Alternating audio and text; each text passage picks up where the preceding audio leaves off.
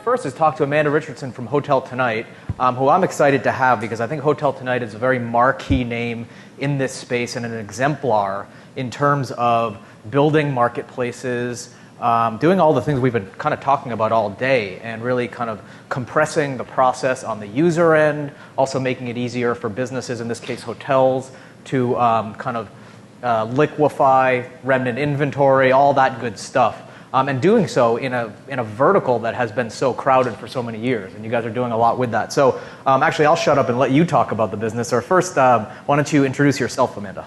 Yeah, hi. So good to see everybody. I'm Amanda with HotelTonight. I lead the product and design team.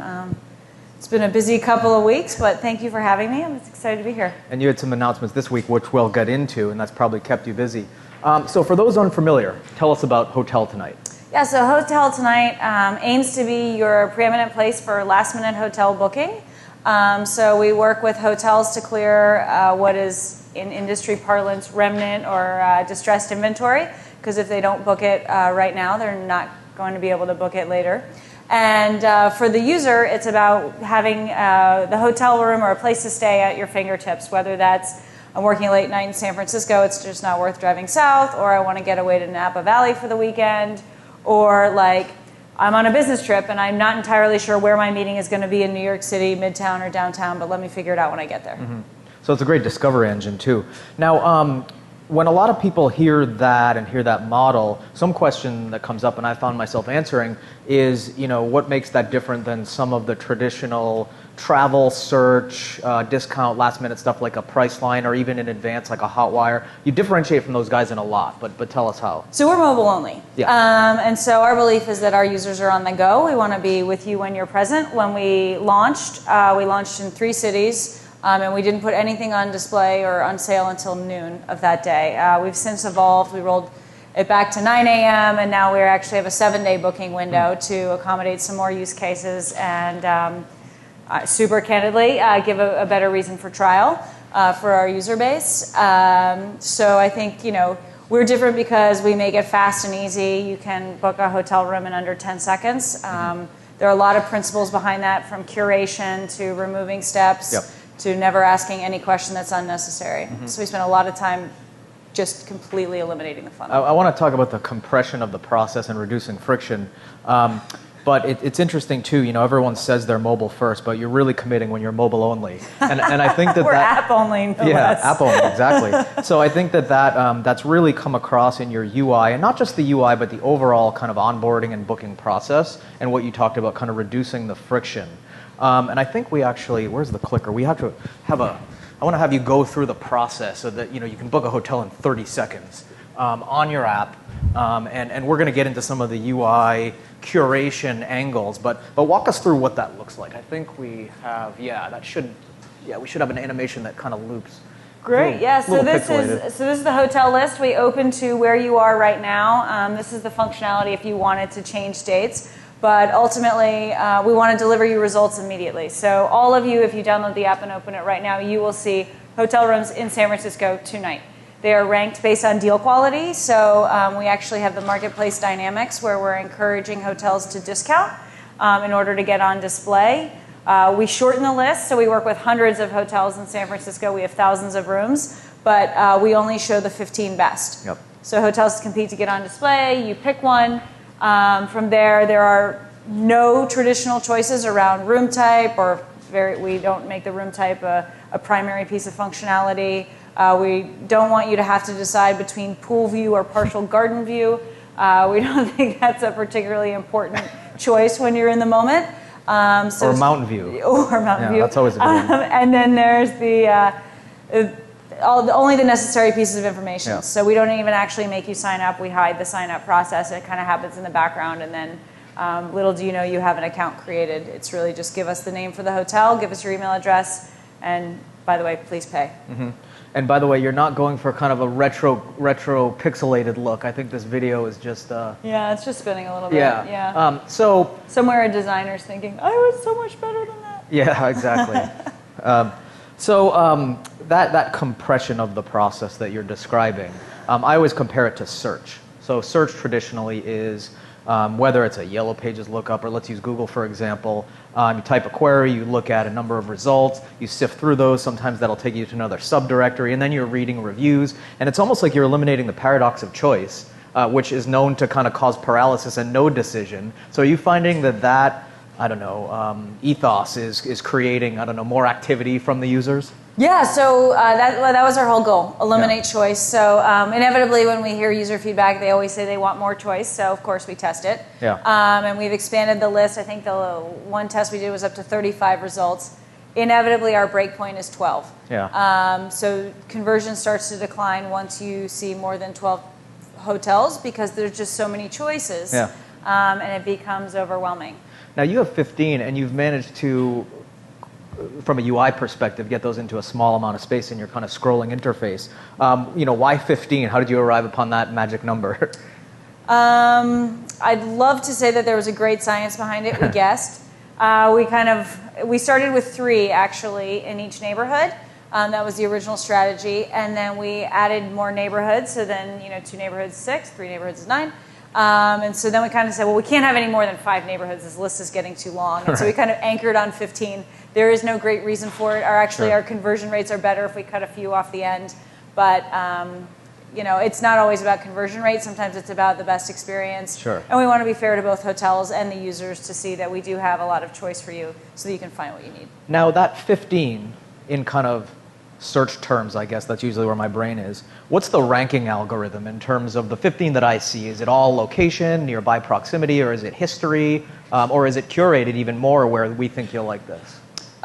So it's currently 11 deal points, some of which are personal to you, some of which are market points. The biggest factor is price, and it's the price of that hotel room relative to other channels where you could buy it right now, and price relative to how that inventory price is trending. So it's basically deal quality. Okay. If we see, for those of you who know the San Francisco market well, many of you are probably staying here tonight, the Clift or the Vitale, the Vitale at $250 is a great deal. The Vitale at $400 is mediocre. Sure. And so we kind of think of that in the algorithm and try to bring the $250 to you, and then when it's $400, just throw it to the back. Now, from the hotel's perspective, I imagine there are those that kind of utilize it a great deal and others that might not. What is the range of those things? What are the good hotels you work with that utilize you and utilize the tool to its greatest capacity? So we have hotels that move thousands of rooms a month. We have one hotel in Chicago, actually, I was just doing some analysis on, and they will change price up to 12 times a day. We see prices in the 7-day market, so from when we go on sale now until the 2 a.m. of check-in, which is when our market closes, if you will. Sure. And we see prices in New York fall 35 to 40% within that window. So there are constantly market dynamics. Of course, it makes the QA process hard. Someone says, hey, I saw this, and we're like, well, it's not there anymore. They've already changed price. But it's always about creating an engaging experience for the user, driving price down, and ultimately, we got to clear rooms, and we know there's a price at which will sell. Now, I imagine you're coming up with a lot of great data, too, and over time, is that a tool where you could even provide somewhat of a dashboard for the hotel to do predictive modeling of, when they're going to need to do all kinds of operational needs for slow nights or give you guys the extra rooms and just it's yield optimization essentially, right? Yeah, there's a lot of opportunity there. I think we've only begun to scratch the surface, and it's something I'm super passionate about, but there's a lot more we can do to personalize the hotel experience, right? What they want to know is how many rooms are going to sell. We sell more rooms in New York and Vegas than we do in Chicago and Miami, and then Indianapolis just because of market size, but we can be more predictive and smart and in the moment for the hotels, because it's also on demand for the hotels, right? It's not just on demand for the users. It's 6 o'clock as a revenue manager right now. I've got 30 rooms left. I got to move them. How can I get 30 people in the door right now? Now, what are the kind of on-demand use cases from the user perspective you're seeing? I mean, is it like quickie weddings? Is it like, I can stay one extra night for cheaper? Or like, I imagine it's a range, but what are you seeing in terms of the use case? Tinder click-through. I like it. No, Tinder, I don't know that they're that, maybe you've had better Tinder dates than most people. But, very. So we actually, we have a ton of business users. I was actually talking to the gentleman in the back from my neighbor who has used it, actually the way I was introduced to HotelTonight was on a business trip. I was a consultant. The client very nicely said they would never pay more than $200 for a hotel room. Sure. I was going to New York. That's near impossible.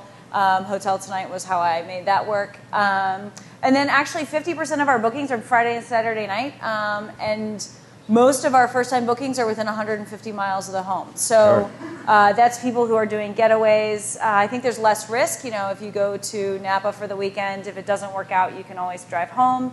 And then we also see really interesting local dynamics. So, you know, on demand is all about local. In New York, fun fact, 30 to 40% of our bookings in New York are made by New Yorkers. New York is just kind of a city where people go stay in a hotel. Sure. After their Tinder date. Like, yeah, they you know, they just have this culture around, like, they drink in hotel bars and maybe they're having a good time. I can also imagine that incremental room nights is something that you're driving where it's, you know, oh, it's only $100, why not? Stay an extra night. That type of thing might be an incremental opportunity. Oh, for sure, yeah. I mean, there is a price at which every hotel room will clear.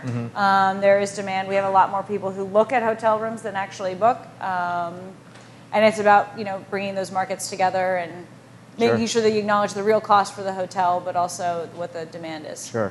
And if there is a Tinder tie-in, you might have to start building relationships with hotels that are hourly.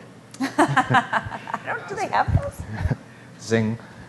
Also married. Maybe I don't know about that. You know, we talked a lot about the users, the hotels. What does it look like for them? Do they have a dashboard that's separate and kind of helping them manage rooms and stuff? Yeah, so we have a whole login for the hotels where they come in and they load their inventory. You know, we try to keep it super simple for them as well. So as little choice as possible. I think at last count there are only 15 cells they could possibly touch. And just make it simple and then mobile enabled so that they can change rates on the go. A lot of our revenue managers, since we move so much inventory on Saturdays, they're at home. They don't want to be logging in, and you know they're kind of sitting there freaking out like they're not moving rooms, so they just fix it on their phone on the couch. Right, and that also brings up the question that you're curated. It's 15. From kind of a supply and demand perspective, does that 15 narrow your opportunity, or are you running out of inventory, or new inventory is kind of being slotted in as it goes? And it's constantly dynamic, and the hotels reprice and compete against each other. Interesting thing about the hotel market is they're all very competitive, and so they will look. We show in their dashboard where they rank relative to their competitors, and if they see, you know, the XYZ hotel is ranked higher than me, that's ridiculous, and so then they'll lower their price. And in the end, the consumer wins because, you know, we get great deals. But the hotels also win because they clear inventory. Well, you would also think it's competing on price if you have kind of the commodity end of the market, the lower end of the market. But you're seeing this price competition for, you mentioned the Clift Hotel, and these very higher end places, which is interesting. I mean, yeah, like every type of consumer will look for a deal, and there's a value on every product. So your newest product, tell us about that. Your announcement this week, actually two. You can tell us about both of them. We had two. So we had two things we rolled out on Wednesday. One was not only are we recommending hotel, we're now recommending destinations. So in the middle there, I think. Oh yeah, in there. What we rolled out is recommendations on markets where there are deals. So not just a hotel recommendation, but in this example, SLO, San Luis Obispo, is a good deal this weekend and particularly discounted relative to average. I've seen results where the markets are up to 50% off for whatever reason. The weather is not optimal. There's just something not happening in that market.